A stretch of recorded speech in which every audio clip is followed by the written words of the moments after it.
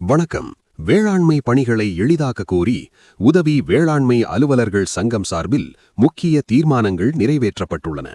திண்டுக்கல்லில் நடைபெற்ற உதவி வேளாண்மை அலுவலர்கள் சங்கத்தின் மாநில செயற்குழு கூட்டத்தில் மத்திய அரசின் எண்மய பயிர் கணக்கெடுப்புக்கு கட்டமைப்பு வசதி தேவை உள்ளிட்ட கோரிக்கைகள் முன்வைக்கப்பட்டன. கூட்டத்திற்கு தலைமை தாங்கிய மாநில தலைவர் அருள் செய்தியாளர்களிடம் பேசியபோது வேளாண்மை துறையின் பணிச்சுமையையும் ஊழியர்கள் பற்றாக்குறையையும் விரிவாக எடுத்துரைத்தார். பேரிடர் காலங்களில் பயிர் இழப்பீடு அளவிடும் பணியில் வருவாய்த்துறையினர் ஈடுபடுவதில்லை. இதனால் விவசாயிகளுக்கு இழப்பீடு வழங்குவதில் காலதாமதம் ஏற்படுவதாக அவர் குற்றம் சாட்டினார். எனவே பேரிடர் காலங்களில் பட்டா சிட்டா போன்ற அளவிடும் பணிகளை வேளாண்மை துறையினரிடமே அரசு முழுமையாக வழங்கிட வேண்டும் என்று அவர் கோரிக்கை வைத்தார். மேலும் தற்போது கிராம நிர்வாக அலுவலர்களுக்கு உதவியாக பணிபுரியும் 12,000க்கும் மேற்பட்ட ஊழியர்களை வேளாண்மை துறையினருடன் இணைந்து செயல்படுத்த அரசு உத்தரவிட வேண்டும். இதன் மூலம் வேளாண்மை துறையின் களப்பணிகளுக்கு தேவையான மனித வளம் கிடைக்கும் என்று வலியுறுத்தினார்.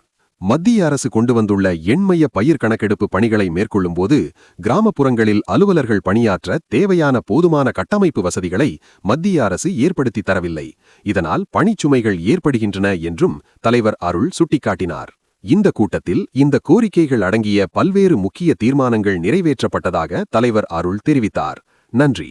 மத்திய அரசுடைய வழிகாட்டுதல் படி டிஜிட்டல் கிராப் சர்வே அப்படிங்கிற ஒரு பணியை இன்னைக்கு வேளாண்மை துறை செய்ய சொல்லி தமிழக அரசு மிகுந்த நெருக்கடி கொடுத்துட்டு இருக்காங்க. அந்த வகையில் வேளாண்மை துறை தொடர்ந்து 4 பருவங்கள்ல இந்த திட்டத்தை செயல்படுத்த சொல்றாங்க. வயல்களுக்கே சென்று டிஜிட்டல் முறையில சாகுபடியை பதிவேற்ற பணி.